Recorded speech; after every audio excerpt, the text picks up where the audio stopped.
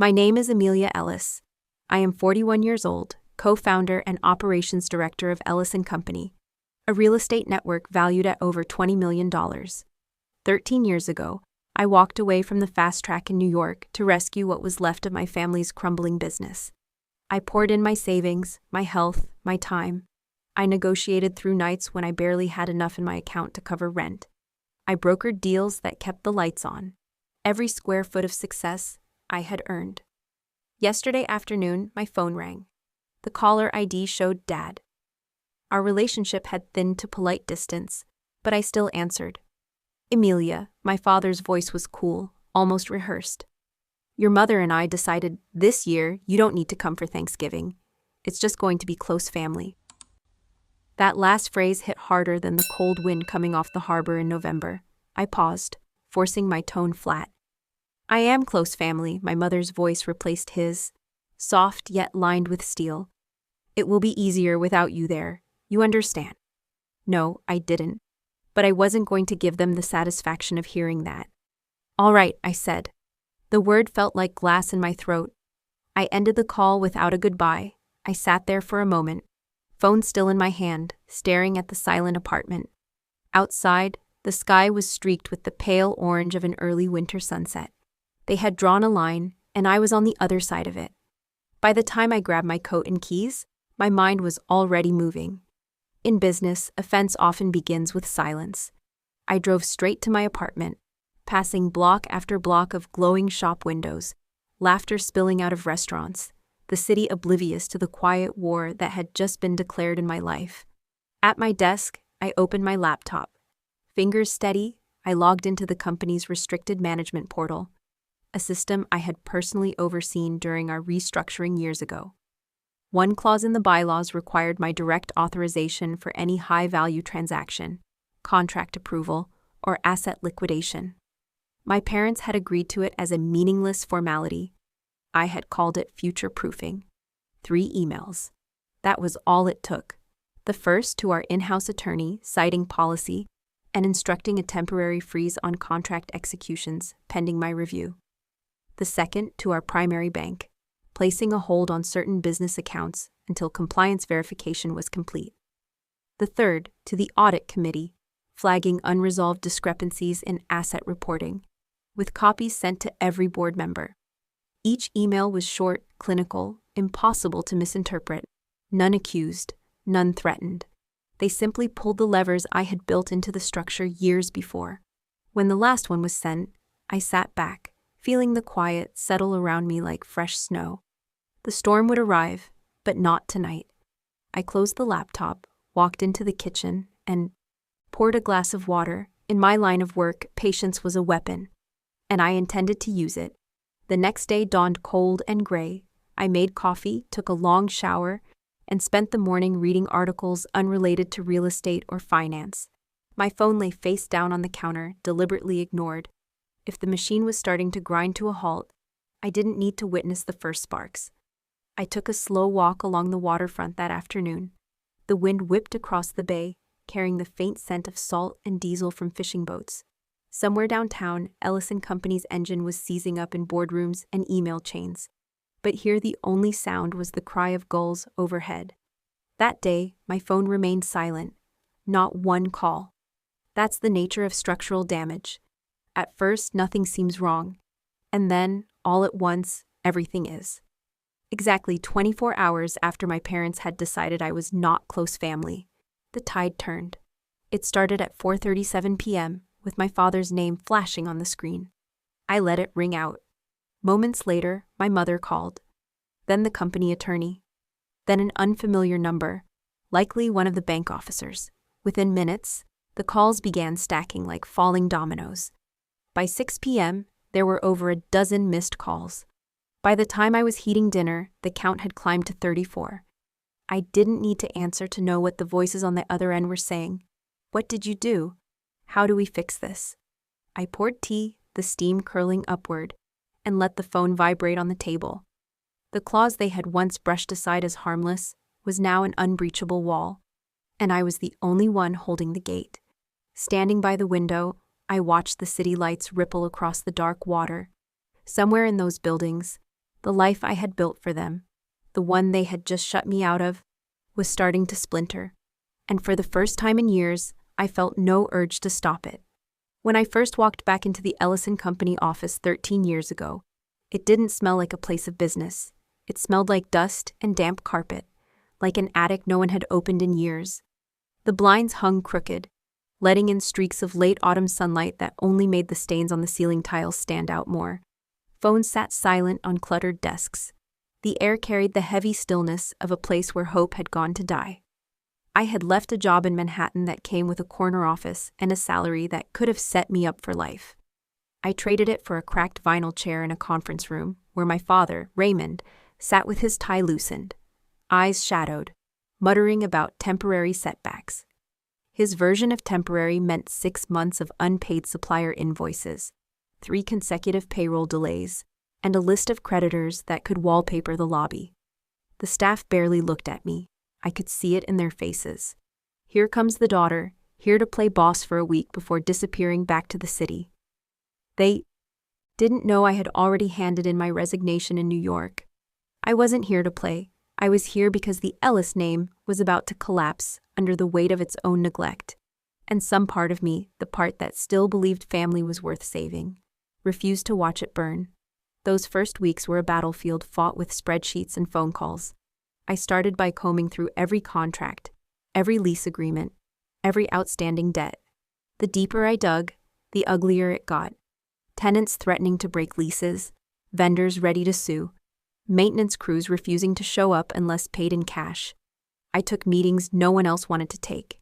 I met landlords in coffee shops, sat across from bankers whose patience had worn thin, and called in favors from contacts I had cultivated in my New York years.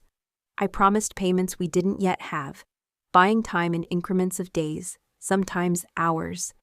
The worst part wasn't the numbers, it was the apathy.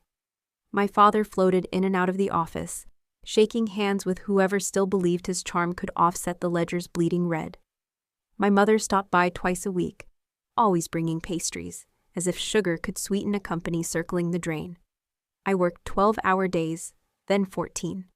I slept in the office more than once, curled up on the couch in the break room with a blanket I kept in my car. The first real break came in the form of a commercial client looking for a new property management partner.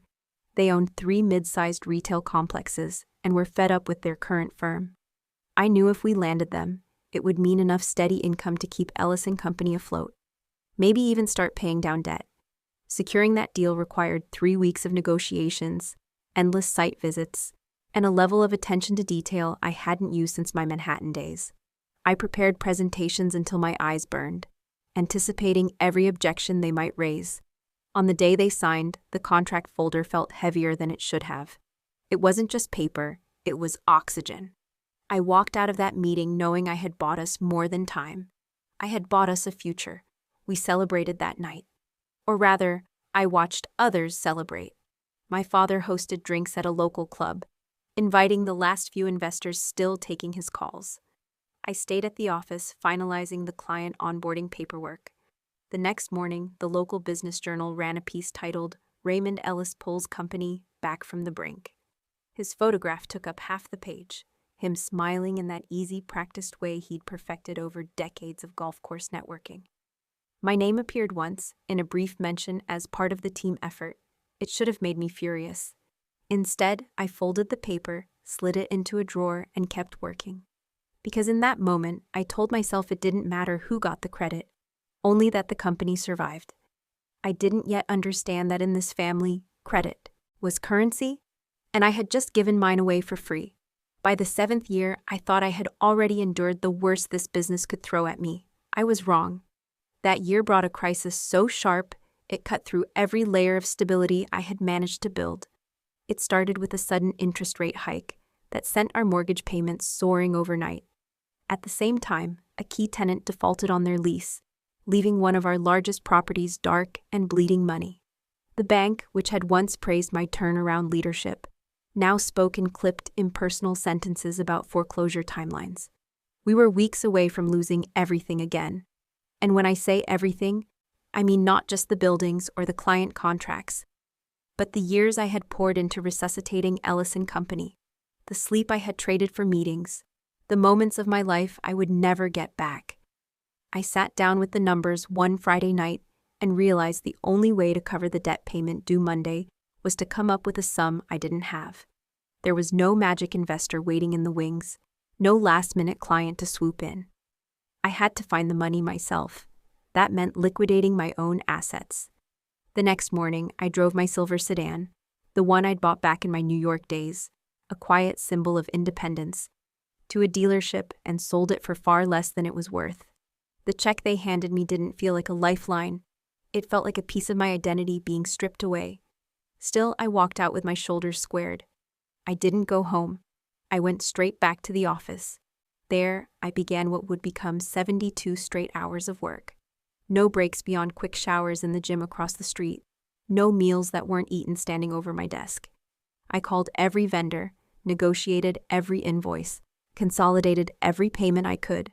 I drafted proposal letters to 3 potential tenants and arranged emergency maintenance to prepare the empty property for showings. The hours blurred into one another. The hum of the fluorescent lights became my only sense of time. On Sunday night, I wired the bank every cent of that payment. It left the account with only a few $100s to spare, but it bought us the reprieve we needed. Monday morning, I was back in the office before sunrise, already drafting the next strategy.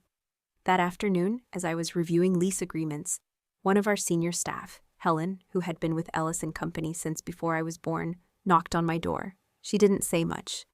She just slid a small envelope onto my desk. Inside was a card covered in signatures and short notes. "Thank you for saving our jobs. You kept our families whole. We see what you do for us." It hit me harder than any public award could have. Because in that cramped office with its dated furniture and squeaky chairs, I realized these people, not the ones who shared my last name, were the ones I could truly call family. They were the artor, ones who showed up when things were ugly, who didn't vanish when the numbers turned red. I kept that card in my desk drawer for years.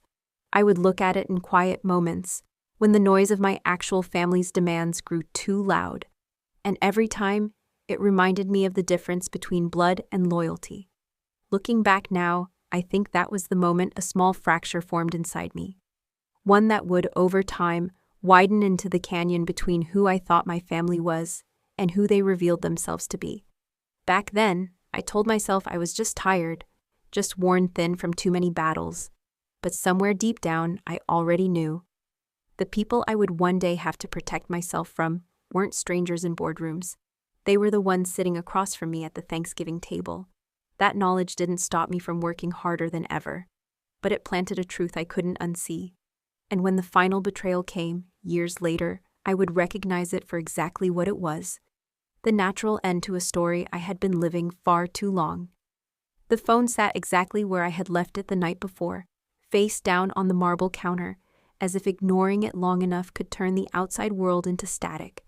The hum of the refrigerator and the gentle hiss of my coffee machine filled the air, an oddly domestic soundtrack to the chaos I knew was unfolding miles away. The calls had stopped hours ago, but their echoes lingered in the form of blinking voicemail notifications and an inbox packed with urgent subject lines. I didn't rush to check them. Instead, I cradled my mug in both hands, letting the steam warm my fingers while my mind wandered over the silent theater playing out behind those missed calls. There would be boardroom panic, voices raised, papers shuffled, Raymond pacing, Margaret snapping at assistants, their carefully polished facade cracking under the weight of something they never thought I could do. Lucas would be there too, probably watching from the corner, pretending not to take sides while calculating where his advantage might be. A flicker of curiosity won over, and I pressed the phone awake. Not to return a call, but to read the desperation between the lines. Voicemail after voicemail stacked in my inbox. My mother's voice, clipped but shaking, trying to sound authoritative while tripping over her words. My father's tone dropping lower with each message, no longer commanding but pleading. The attorney's dry, professional language barely masking the urgency, instructing me to call immediately to mitigate exposure. One came from Lucas himself, his voice quieter than usual, asking if we could just talk. I scrolled without pressing play on the rest. I didn't need to hear every word to know what they contained. Emails mirrored the same unraveling. Subject lines screamed in all caps, URGENTTIMESENSITIVECRITICAL. And yet not one of them acknowledged the thing that had started all of this. The sentence that told me I wasn't close family enough for a seat at their table. They spoke in financial terms now, about liquidity, about regulatory inquiries, about loan covenants triggered. But what I heard was fear. The temptation to pick up the phone and unleash my side of the story burned hot for a moment. I could have told them exactly how many hours I had worked to pull their empire back from the brink, how many holidays I had traded for board meetings, how many personal sacrifices had been buried under the Ellis & Company letterhead. But I didn't. The silence was my answer. I placed the phone back on the counter, screen down, and let the next voicemail notification chime into the air unanswered. Every second I withheld my voice was another second they had to taste uncertainty, to feel what it was like to be shut out of the room where decisions were made.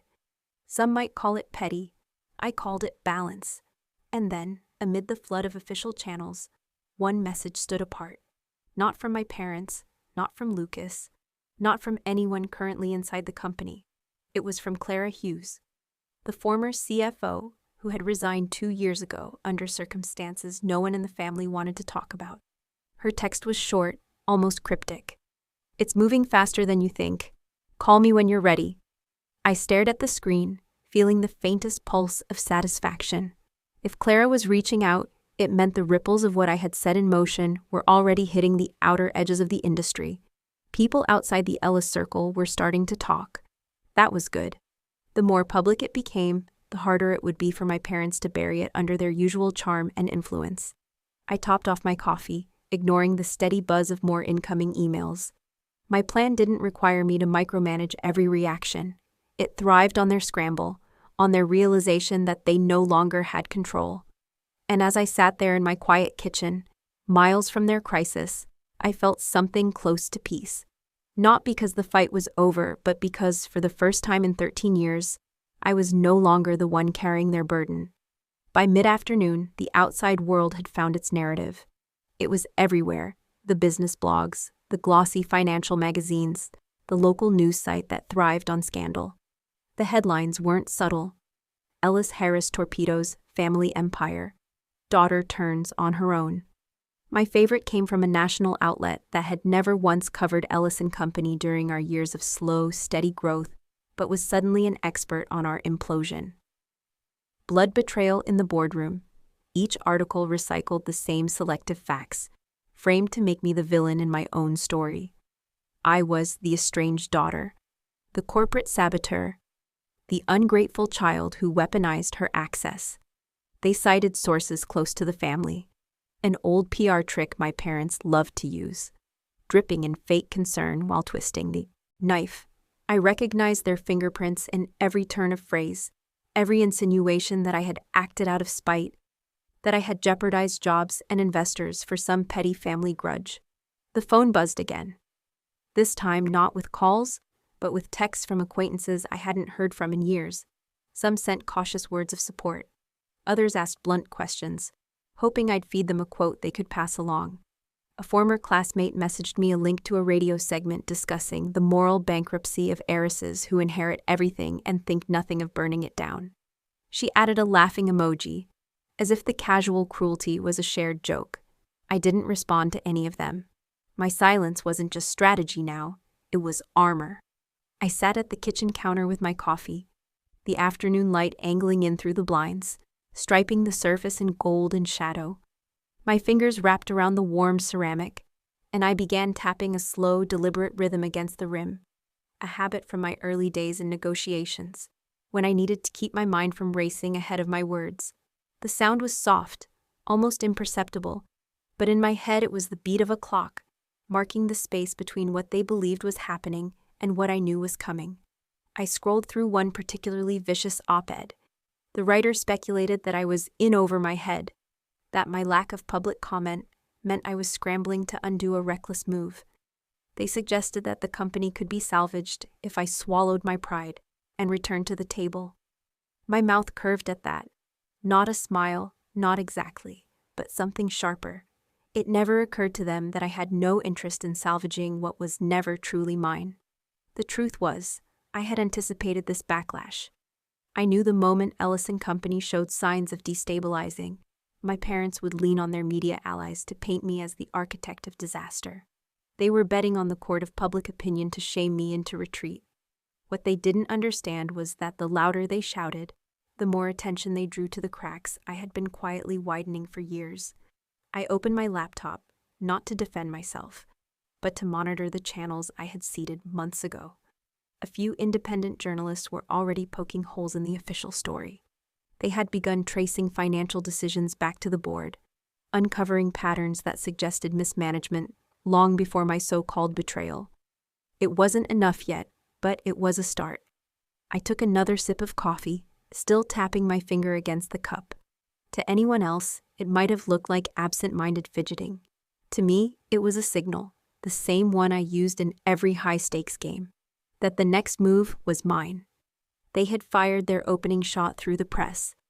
I was going to answer not with a rebuttal, but with proof.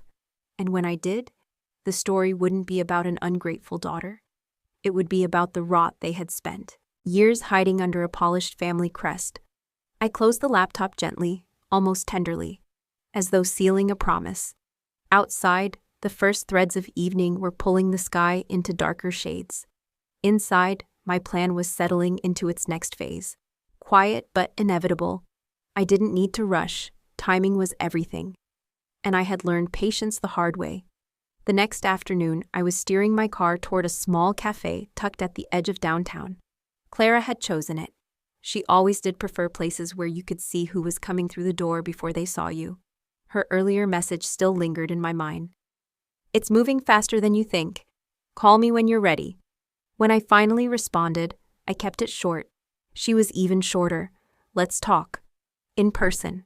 The cafe's bell jingled as I stepped inside, the scent of dark roast coffee wrapping around me.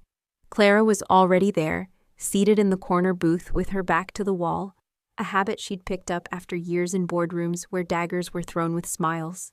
She looked the same, and yet older, not in age, but in the way people do when they've seen too much they couldn't forget. "Emilia," she said as I slid into the seat opposite. Her voice carried no surprise, only a kind of measured relief, as if she'd been expecting this moment for years. She pushed a folder across the table, the manila edges worn soft. I kept everything, 5 years of ledgers, board meeting notes, contracts they never wanted on record. I didn't reach for it immediately. Instead, I studied her face. Clara Hughes had been our CFO until 2 years ago, when she was quietly pushed out for daring to question where certain funds had gone.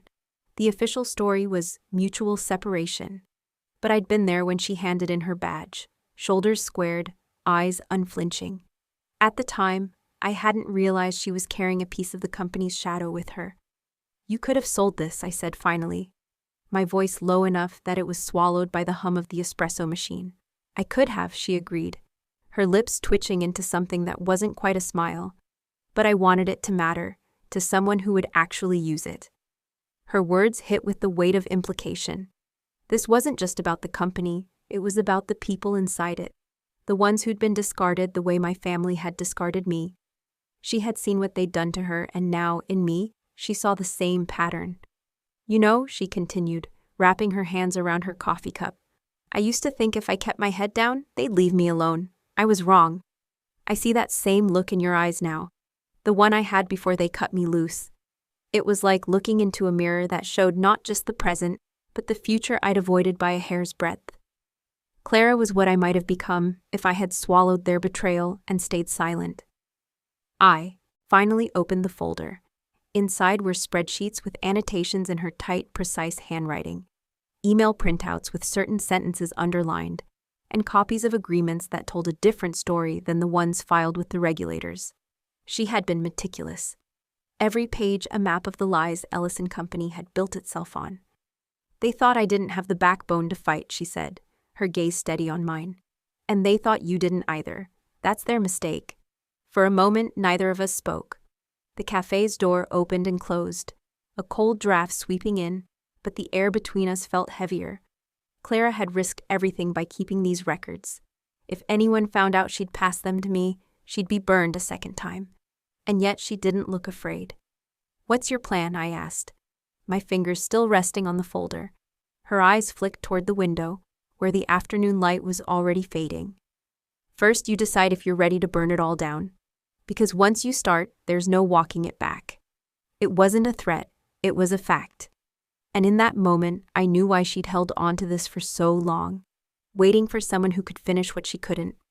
As we left the cafe, the folder under my arm felt heavier than it should have. Not because of the paper, but because of what it represented. Proof, leverage, and the quiet, dangerous alliance between two women who had nothing left to lose. The drive back from the cafe was quiet, but my mind wasn't. Clara's folder sat in the passenger seat, the manila edges peeking from beneath the flap of my leather tote like a secret straining to be told. Every stoplight gave me another moment to think. About the years I'd sacrificed, about the people who had cheered my work in private, yet erased my name in public, about the hollow way my parents had told me I wasn't close family anymore. Now, for the first time, I had something that could turn their polished narrative into ash. By the time I pulled into my garage, Clara had already texted again. "We need to move fast. The Thanksgiving gala is their fortress, and their Achilles heel." That night, we sat in my apartment with the blinds drawn.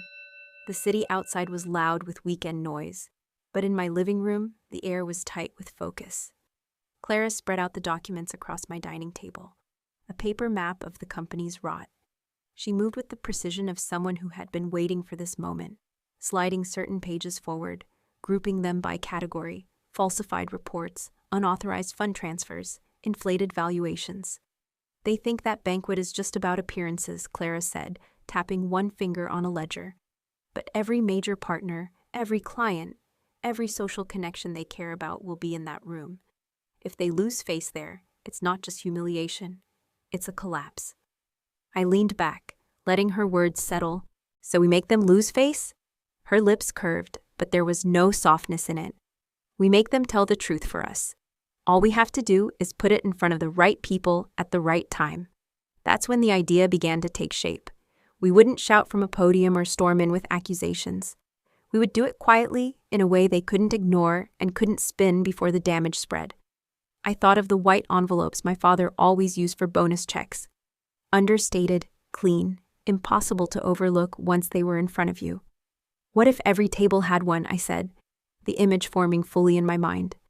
An envelope, inside a single sheet with enough proof to raise questions they can't answer on the spot. Clara considered it for only a moment before nodding. "Anonymous delivery, sealed, no names attached. Let them scramble to explain before dessert is served." We mapped it out like a chess match. She would curate the evidence, condensing each set of documents into one undeniable exhibit.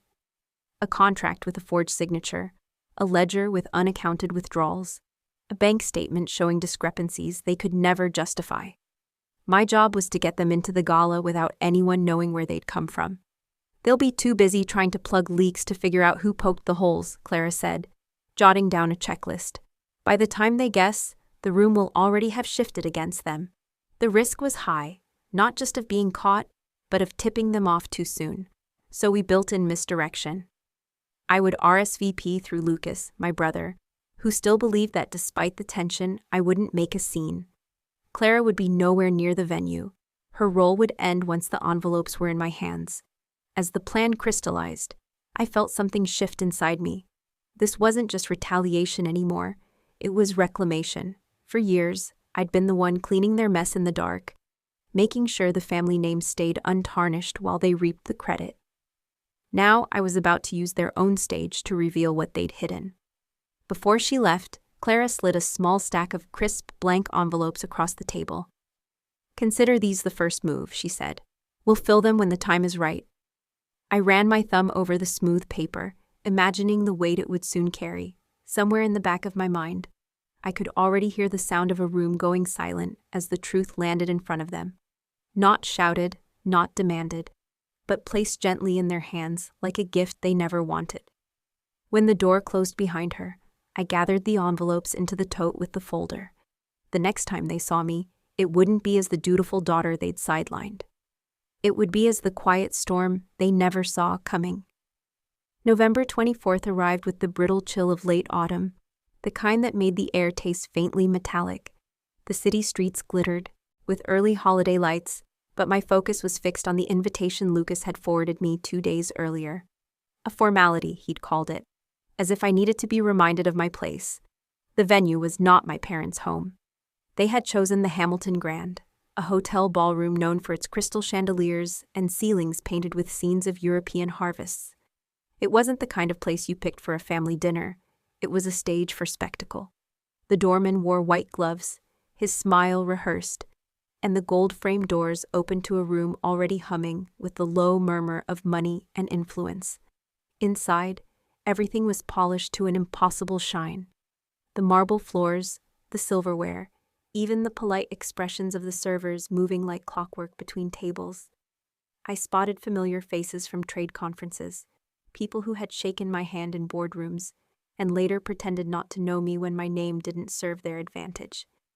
They were here now, sipping champagne under soft amber light, each dressed in tailored black and jewel tones. At the far end of the hall, a raised platform stood beneath a cascade of white orchids. That was where my parents would hold court.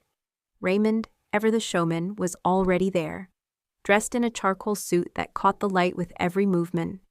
He leaned into conversations like a seasoned politician, his smile wide enough to conceal the ledger of lies tucked somewhere behind it. Lucas stood beside him, younger and still basking in the glow of being the heir apparent. His voice carried over the crowd at moments. I caught the phrase expansion into the Western market more than once. He gestured with the confidence of someone who had inherited more than he had built, his champagne glass catching the light each time he lifted it for emphasis. I slipped into the room unnoticed, the weight of my tote bag a steady reminder of the reason I was there. The white envelopes inside were stacked neatly, each one prepared to land like a silent verdict on its chosen table. But tonight, timing was everything. One move too soon, and the effect would be lost. Too late, and the moment would pass into polite irrelevance. Servers wove between tables carrying platters of roasted turkey, bowls of cranberry compote, and sweet potato mash garnished with sprigs of rosemary. The scents mingled in the air, warm, savory, and rich. But I felt none of the comfort those aromas were meant to evoke. This wasn't Thanksgiving. This was theater, and I was both an uninvited guest and the hidden playwright. Raymond raised his glass, the crystal catching a glint from the chandelier above. The room quieted with practiced ease, conversations tapering off into silence. He began with the expected gratitude, for health, for prosperity, for the friends and partners gathered here tonight. His voice was smooth, each word delivered with the confidence of a man who believed the narrative was his to control. As he spoke, I scanned the room, marking the tables where the most influential guests sat. Bankers, developers, civic leaders.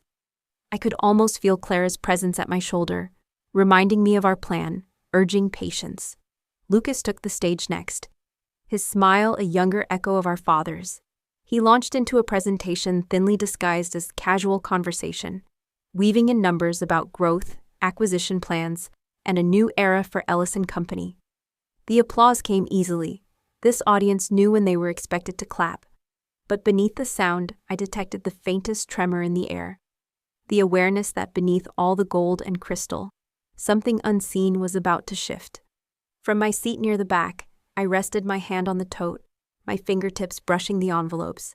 The weight felt different now, not just paper and ink, but years of truth folded into a moment waiting to be released. When Lucas finished, the music swelled again, and the servers returned to their steady rhythm. That was my cue. The stage was set. The actors had spoken their lines, and soon, the script they didn't know they were in would change without warning. I rose from my seat at the back, the hum of conversation masking the scrape of my chair against the marble floor. The black suit I wore felt like armor. Tailored lines, crisp shoulders, not a thread out of place. The room was still mid-applause from Lucas's speech, and I used that cover to move forward. Each step was measured, heels clicking like a countdown no one else yet understood. The microphone stood at the edge of the stage, a slim silver sentinel waiting to carry the words no one here expected to hear. As I approached, Clara drifted through the crowd in the opposite direction, her black dress blending with the waitstaff, until she stopped at the first table and, with the ease of someone passing a menu, set down a white envelope. Then another, then another. I reached the microphone and rested one hand on the stand, letting the quiet settle just enough to catch the room's attention. "Good evening," I began, my voice steady, pitched to carry without strain. "I wasn't on the guest list tonight, but it seems we've all been keeping track of who belongs where, haven't we?" A ripple moved through the crowd, curiosity at first, not yet suspicion.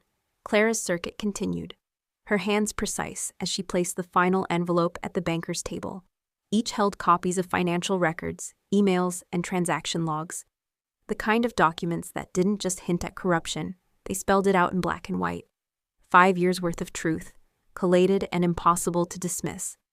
"I've spent 13 years building something that was supposed to be ours," I said, my gaze settling on Raymond. "And in that time, I learned that family is not defined by a shared name, but by shared integrity." I didn't raise my voice. I didn't need to. The quiet of the ballroom amplified every word. Somewhere near the center, a chair scraped back. A man in a deep navy suit, head of one of the most conservative banks in the region, unfolded the envelope, scanned the first page, and froze. Then, without a word, he stood, slipped the documents back inside, and walked out. The ripple that had begun as curiosity shifted, sharp and electric, into unease. Conversations began in hushed bursts, glances flicking toward Lucas, then Raymond, then back to the papers now spreading like a stain across white tablecloths. Lucas's smile faltered first. He looked toward our father, searching for a cue. But Raymond's expression had hardened, the kind of stone-faced control he used when markets dipped or negotiations soured. He stepped forward as if to take the microphone, but I held up a hand, stopping him mid-stride. "I'm not here to ruin Ellis & Company," I said, keeping my voice calm even as the room strained to catch every syllable. "I'm here to save it from the people who have been bleeding it dry. And yes, those people happen to share my blood." The words landed heavier than any shout could have. From the corners of the room, Clara returned to stand just behind me, her presence quiet but unwavering. The guest who had once avoided her eyes now flipped through the pages she had delivered, each turning revealing more than enough to topple reputations. "I've been called many things these past days," I continued, "but tonight I'll settle for this. I am the one person in this family who refused to be used as a shield, while others took the shots meant for them." My eyes locked on Raymond's. "You should thank me. I just saved you from the kind of investigation that doesn't end at the company, the kind that follows you home." A silence settled over the hall, not the polite pause before applause, but the kind that precedes a fracture. I stepped back from the microphone, letting the weight of the moment hang. Then I turned, not toward my parents, not toward Lucas, but toward the door. Clara fell in step beside me. Behind us, the ballroom buzzed in low, frantic voices, the music silenced. The night's careful choreography shattered. I didn't look back. The point had been made. By the time Clara and I reached the street outside the ballroom, the air had shifted. It wasn't just the November chill slipping under my collar. It was the awareness that nothing inside that building would return to the way it was. The plan we had set in motion wasn't a pebble in a pond. It was a landslide. The first cracks appeared before dawn the next morning. My phone lit up with news alerts. Ellis & Company stock had opened sharply down, shedding nearly a quarter of its value in the first hour of trading. Financial commentators on the morning business shows spoke in clipped tones about emerging concerns over governance and undisclosed liabilities. On the ticker crawl, our company name sat beside the words watchlist and instability. By midday, the banks moved. The same bankers who had shaken my father's hand just weeks earlier now ordered all credit lines suspended, pending a full audit. Operational accounts were frozen, payroll halted. Vendors who had long tolerated slow payments suddenly demanded everything up front. I watched it unfold in real time, each notification another domino falling. The corporate attorney, the same man whose name had been on the missed calls the day after Thanksgiving, finally got through to me. His tone was low and deliberate. the way people speak when they're trying to contain a fire that's already in the walls. "Emilia," he began, "I need you to understand the gravity of what's happening. The board is in emergency session. They're asking, no, insisting, that you withdraw your allegations, publicly, today." I let the silence stretch, sipping from the coffee I'd been nursing all morning. He pressed on. "If you don't, they'll push for legal action against you. Defamation, breach of fiduciary duty. They're lining it all up." His voice faltered, the first crack in his polished demeanor. "Raymond believes you can still salvage this if you act fast." Salvage. The word almost made me laugh. This was not a capsized boat waiting for a tow. This was a vessel that had been taking on water for years, and I had simply pointed out the holes. "I won't be retracting anything," I said evenly. "If the truth is damaging, maybe they should address the truth instead of the person who revealed it." There was a pause, not the kind born of surprise, but the heavy quiet of someone realizing their leverage is gone. "You know this will destroy them," he said finally. I thought of the frozen accounts, the plummeting stock, the faces in the ballroom as they read those documents. "No," I replied. "They destroyed themselves. I just stopped cleaning up the debris." After I hung up, I opened my laptop. Every major business outlet was running the story. Some quoted anonymous insiders, who painted me as a vengeful daughter with a grudge. Others framed it as a corporate reckoning long overdue. The contrast didn't bother me. Both versions were rooted in the same reality, and reality had a way of holding. The dominoes kept falling. A regional paper reported that 2 long-term partners had pulled out of joint developments. One of the city's most prominent investors called for Raymond and Lucas to step down in the interest of restoring market confidence. The pressure was no longer mine to apply. It was coming from every direction now. I thought back to the ballroom, the moment the banker in the navy suit had stood and walked out. That had been the first visible crack in the facade. Now, less than 24 hours later, the whole structure was groaning under its own weight. And this time, I wasn't going to step in to brace the walls. The phone rang again, different number, same desperation. I let it go to voicemail and turned back to my coffee. The stock ticker in the corner of my screen refreshed. Another 2 points down. The landslide was still moving, and I knew exactly where it was headed. The law firm's conference room smelled faintly of polished wood and stale coffee. A scent that somehow managed to be both refined and tired. I sat at the far end of a long mahogany table, the kind meant to intimidate. Across from me, 3 attorneys shuffled papers, avoiding my eyes like they were rearranging a losing hand. Clara sat beside me, a silent presence but radiating the kind of steadiness I knew the others found unnerving. Raymond's voice came through the speakerphone in clipped bursts, layered with the static of distance. He didn't bother with pleasantries. "Emilia, this has gone far enough. You're tearing apart the family and the company in one stroke."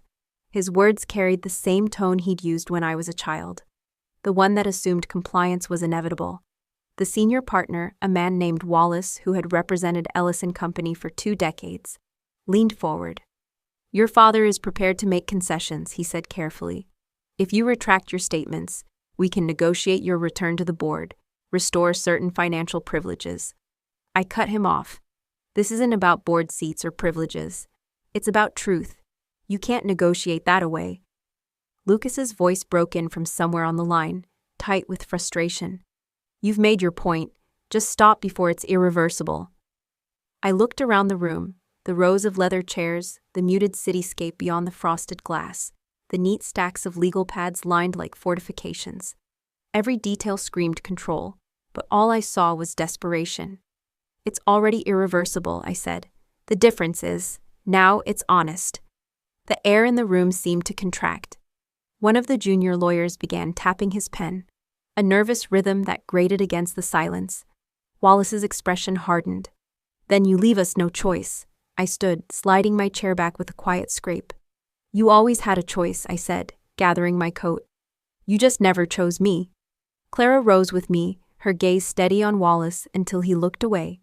We walked the length of the conference room together, the click of my heels against the polished floor marking the last beats of a conversation I'd spent years avoiding.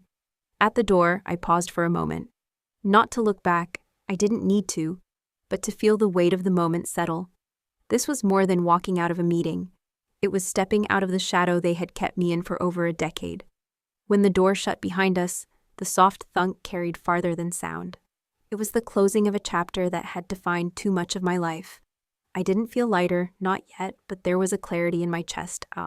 Hadn't known I was missing. In the elevator, Clara glanced at me. "You sure?" she asked, not because she doubted me, but because she understood the cost. "Yes," I said, watching the floor numbers descend.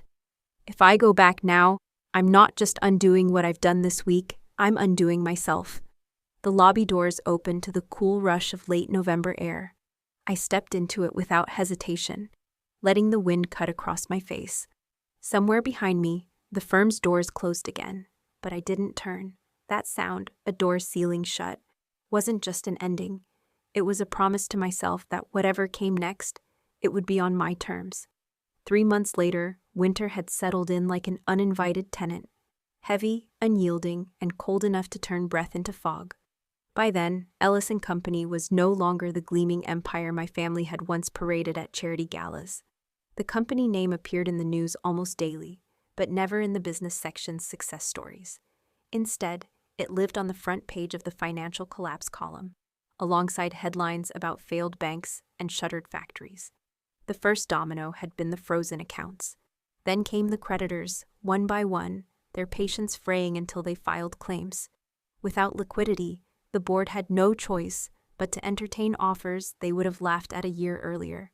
The final sale price was a fraction of the valuation I had once fought for, so small it felt like an insult to every unpaid hour I'd given. Lucas didn't attend the closing. Word filtered through that he had taken time away to travel abroad. No one said exactly where he went, but I imagined some sunlit country where he could disappear into anonymity and cocktail bars. There were whispers about mismanaged funds, but nothing ever made it to the papers with his name on it. In our family, consequences had always been negotiable for him. Margaret's letter arrived in early February, folded neatly into a cream-colored envelope with the kind of expensive stationery that suggested civility, though the words inside were anything but. "Emilia," it began, "I hope you're satisfied. Your father's health is suffering. The company your grandfather built is gone, and the Ellis name is in ruins. You've destroyed more than just a business. You've fractured this family beyond repair. If you had truly cared, you would have found another way." I read it twice, not because the contents surprised me, but because the handwriting was so perfectly unchanged from the notes she used to leave in my school lunchbox. The same elegant loops and flourishes now carrying venom instead of affection. I didn't respond. There was nothing to say that could make her see that I had cared, just not in the way she wanted. Caring in her eyes meant sacrificing myself so they could keep standing on my back. In mine, it meant finally stepping aside so the truth could fall where it belonged. News. Outlets speculated endlessly about the sale, the missing heir, and the matriarch who no longer attended public events. I never gave interviews. I let the silence speak louder than any defense I could have offered. There was a strange power in not rushing to fill the narrative they were trying to craft. Every so often, I'd pass the old corporate headquarters. The building still bore the Ellis name for now, though I knew the new owners would strip it away as soon as the rebranding was ready. I didn't feel triumph looking at it. Just a quiet recognition that justice, when it came, didn't always roar. Sometimes it arrived like winter itself, steady, inevitable, and cold enough to change the landscape entirely. I folded Margaret's letter back into its envelope and tucked it into the bottom drawer of my desk. Not as a keepsake, but as a reminder. Some things didn't need to be burned to be gone. They just needed to be set down and left behind. When I closed the drawer, it felt like sealing off another chapter. Not with applause, not with vengeance shouted from rooftops, but with the kind of silence that settles deep and stays. The envelope from the court arrived on a Tuesday morning, tucked into my mailbox between an electric bill and a flyer for a new yoga studio. At first, I didn't think much of it. Legal correspondence had been a steady undercurrent in my life for months. Most of it was procedural, dull, and predictable.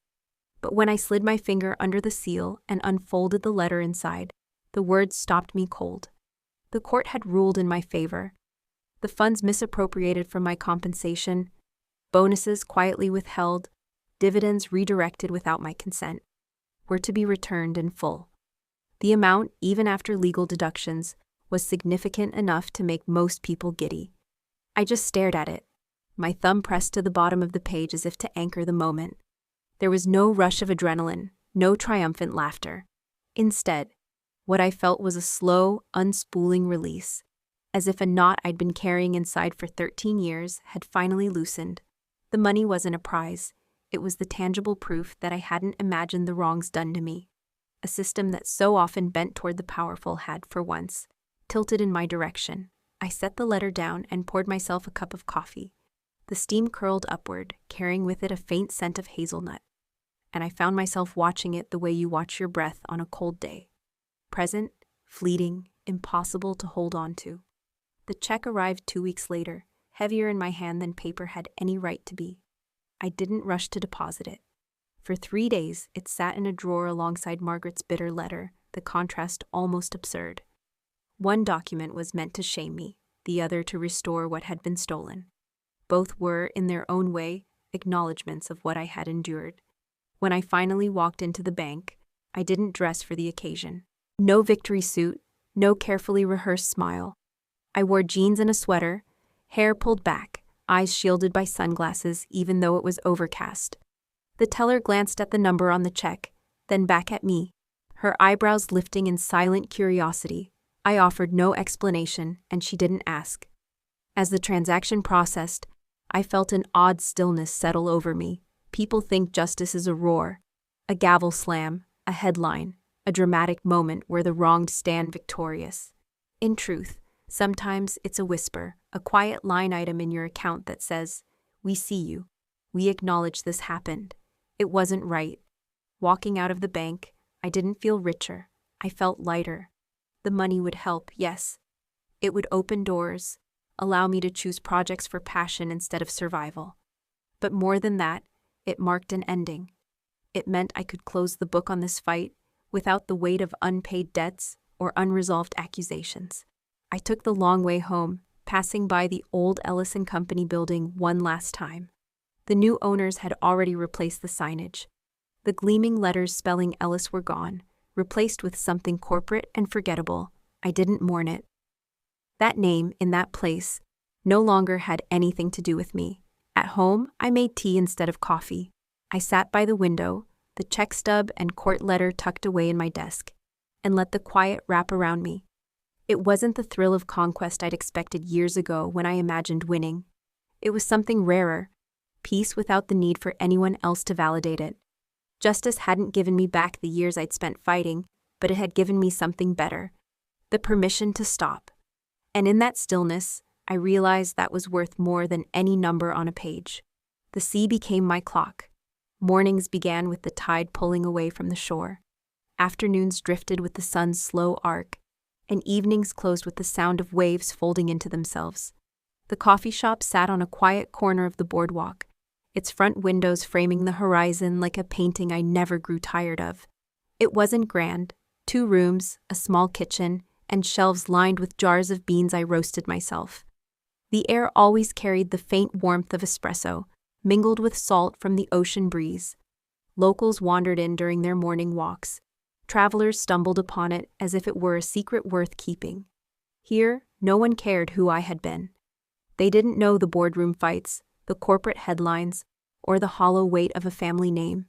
They knew me only as Emilia, the woman who asked how they were and meant it, who remembered their orders and smiled when they tried something new. Every cup I poured felt different from the work I'd done before. At Ellis & Company, I had built skyscrapers and filled spreadsheets, but there was always a distance between me and the people who benefited. Here, the exchange was immediate. I handed someone a cappuccino. They handed me a story about their morning, their kids, or the book they were reading. The regulars began to feel like a chosen family. There was Mrs. Latham, who came in every Thursday after her art class, her hands smudged with charcoal. Malik, a high school teacher who graded papers in the corner by the window. And Sophia, a fisherman's daughter who brought me fresh catch in exchange for breakfast. It wasn't wealth, but it was connection, the kind that can't be written into contracts or stolen in hostile takeovers. I realized that what I had been searching for all along wasn't security. It was authenticity. And for the first time in years, I had it. One afternoon, as I was closing up, I stood outside and watched the last streaks of orange disappear into the horizon. The glass door reflected my own face back at me. A little older, more lined, but lighter somehow. I thought about how far I had come, and how much I had left behind, without regret. It was early December when I got the invitation. A handwritten note, tucked inside an envelope that smelled faintly of cinnamon, slid under the shop door one evening. It was from Sophia. She and her husband were hosting a holiday dinner and wanted me to come. "We'd love to have you. Bring nothing but yourself." The night of the dinner, I arrived to find a long table set under strings of warm lights in their backyard. Laughter spilled from the kitchen. Children darted between adults carrying trays of food. There was no seating chart, no speeches rehearsed to impress investors, no cameras poised for society pages. Just people, talking, eating, enjoying each other's company without keeping score. Halfway through the meal, Sophia raised her glass and said, "To friends who become family, and to the families we choose." Around the table, glasses clinked, and I felt something deep in my chest loosen. I remembered sitting at my parents' Thanksgiving table years ago, measuring every word, watching every gesture, knowing affection could be traded like currency. Here, nothing was for sale. When it was time to leave, Sophia hugged me at the gate and whispered, "You belong here." And in that moment, I knew she was right.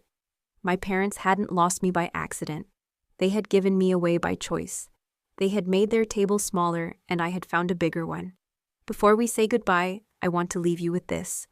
Wherever you're listening from, maybe it's a quiet morning with a warm cup of coffee, or a late night where stories like this keep you company. I hope you know there's a place for you too. Let us know in the comments where you're watching from. We read everyone with gratitude. And if this story touched your heart, please consider subscribing. Not just to hear more stories like this, but to be part of a community that still believes in kindness, healing, and second chances. Thank you for spending your time with me today.